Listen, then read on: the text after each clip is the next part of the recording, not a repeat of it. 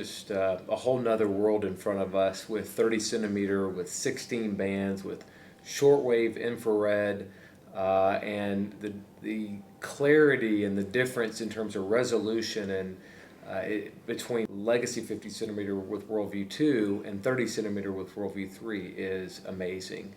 We are way ahead of schedule in terms of the full operational capacity, which went live in October, so we're about 4 months into it. And then in 2 weeks from now, we'll be able to sell 30 centimeter to globally for the first time ever, 30 centimeter satellite imagery. And the demand so far has been significant from all sectors, from defense and intelligence, from the location-based services and technology companies, oil and gas, mining, etc.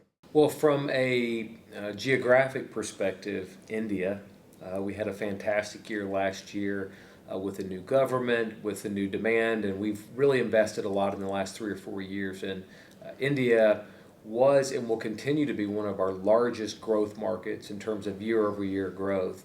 We're also seeing great growth in Africa, and I speak as a continent, but in certain, particularly in North Africa, we're just amazing new projects, and the demand seems to be very high there.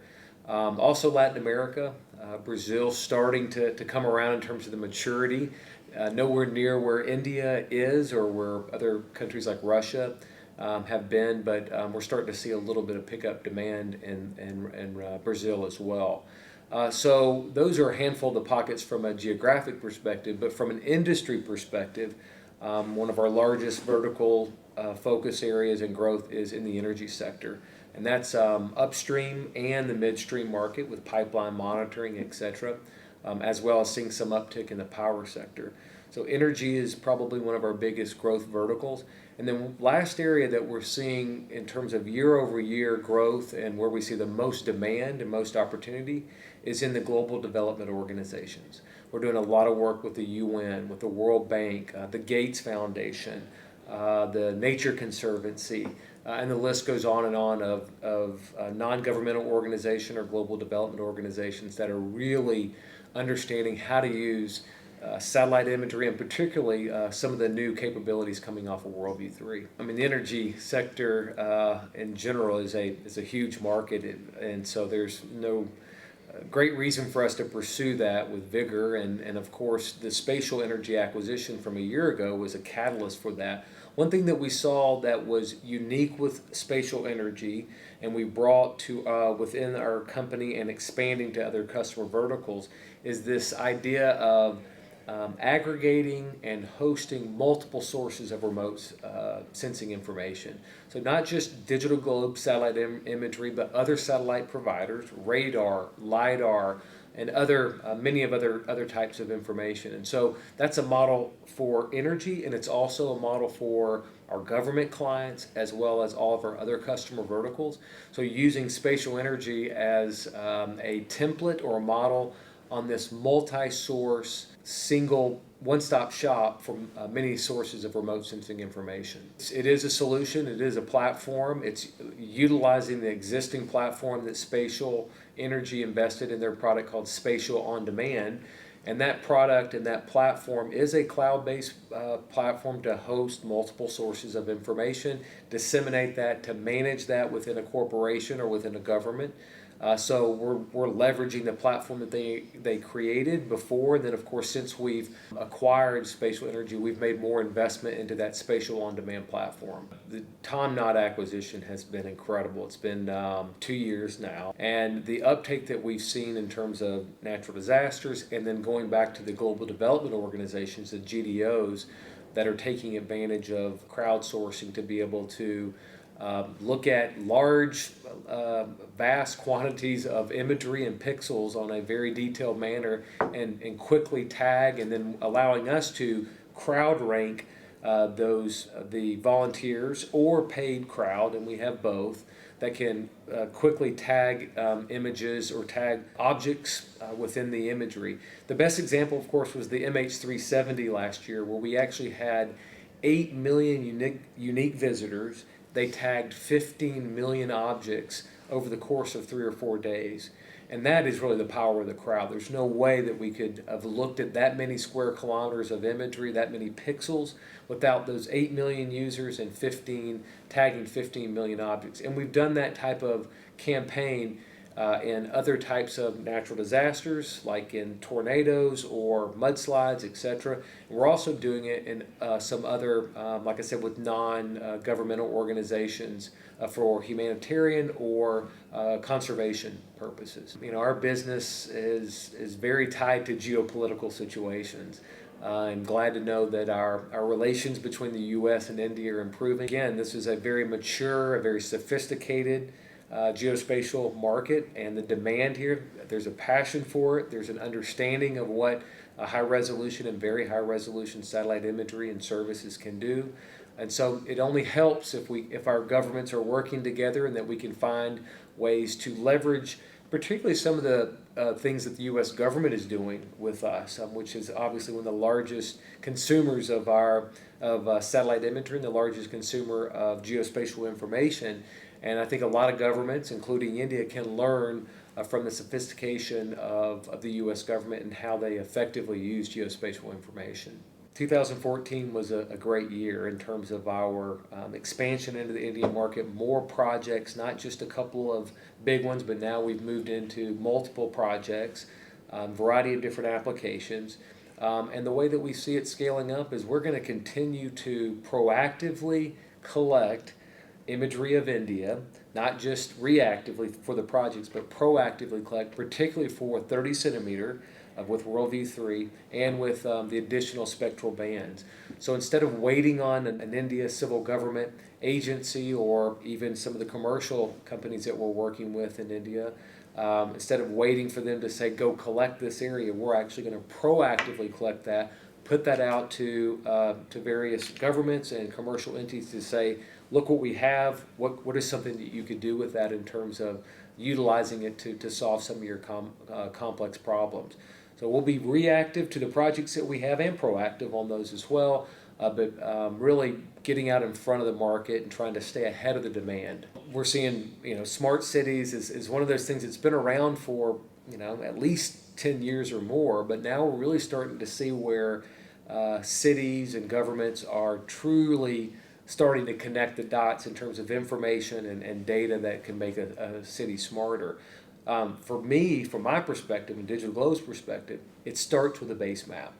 You have to have a current, accurate, high resolution, complete base map of a city. And then you can kind of build on layers from that. So a lot of the majority of the investments that we are making from our product perspective build off of that base map. Various human geography layers that sit on top of that base map, which is not just about imagery, but other sources of information, as well as digital elevation models, as well as land use, land cover, and being able to do that on a large scale using algorithms and high performance computing. Geospatial big data is what we call that. And we're seeing it, around the world. And of course, there's different cities and different regions that are going at different paces. But we see this, the base map and building off of that base map is a real big opportunity for India and particularly smart cities. There is a lot of supply coming on, and the global market isn't changing at the rate that the supply is. Now, that's for base imagery and data. Now, we are seeing where the global demand for insight, for answers, and for information layers, but that takes archive, that takes temporal information going back 10 years ago, and that's where we really have our competitive advantage. So I don't think that the supply necessarily will drive the demand. I think that the industry and governments have got to educate the demand, and that's why I like what's going on here in India with the Digital India push and all the different investments, because the education is happening on what satellite imagery and geospatial information can do for a city or for a company. But more supplies is going to help that, but I don't think it's the catalyst like education is. We are, as I mentioned earlier, we're about less than 2 weeks now from being able to sell our full resolution 30 centimeter WorldView-3 with the 16 bands and with the shortwave infrared to the market. Now we've seen of course, the U.S. government is able to take advantage of that today, and we're seeing the applications that the U.S. government is starting to come out with, and we expect those similar applications to be utilized outside the U.S. government. So shortwave infrared, being able to see through smoke, I mean literally see through smoke to help firefighters respond and see the hot spots in a very rapid way is going to save lives. It's going to save time, going to save resources. And then the additional spectral diversity in the 16 bands, particularly doing things like mineral maps, do large scale, big area, being able to tell what types of minerals are on the ground using the additional spectral bands is really exciting. And we've already seen some early indications of mining companies and oil and gas companies seeing how they can utilize those additional bands to really extract new value that they've never been able to do at scale. The global demand for just raw imagery or raw data is growing, but it's not growing at the rate that the demand for information and insight, and with information extracted from data, because you have to have data, you have to have information to extract information, and you have to have people to extract insight or provide answers. So the great part, the way it scales is we don't need to add a lot more data or a lot more imagery. We can use what we have to create information, insight, and get that multiplier effect. And that's what we're seeing in various types of industries. And information insight doesn't have the capital investment required the same that data does or imagery does. And remember, we've got 10 to 12 years, 5 billion square kilometers of imagery that is being utilized and being unlocked for the first time through our geospatial big data efforts that we're pioneering right now. Well, all of them are. Like I said, as a good example, the Global Development Organization, like the Gates Foundation or like the UN, they don't want imagery. They want to know how many houses and what's the estimated population density of a small remote village in Africa. So they want a number, or they want a set of numbers. They don't want imagery. And so that's one example, and we're seeing that across the board in the Global Development Organization. And same thing with oil and gas. They want to know what the change is, not necessarily from an image perspective, but what is the change from a measurement perspective in terms of environmental impact of a place they may have been exploring for. It is about numbers and answers in all the industries versus just more raw data. Allow end users to get ease of access to petabytes of data. As you know, we are truly big data.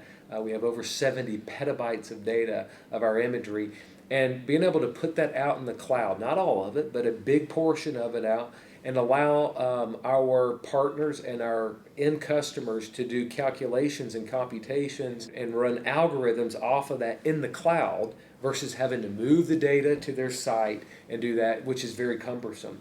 So we're seeing that, and that's one thing that will help. Number two is, base layers. We want that to be available. It is available through Google and other sources. So base layers is a start, but we want people to understand that there is a value when you start to add additional layers, and with value again comes cost and comes investment.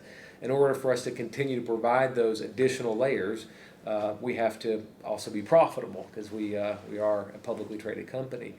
So those are two big business model shifts and technology shifts that are happening that will start to really make this more available. And then the third thing really is just continued education.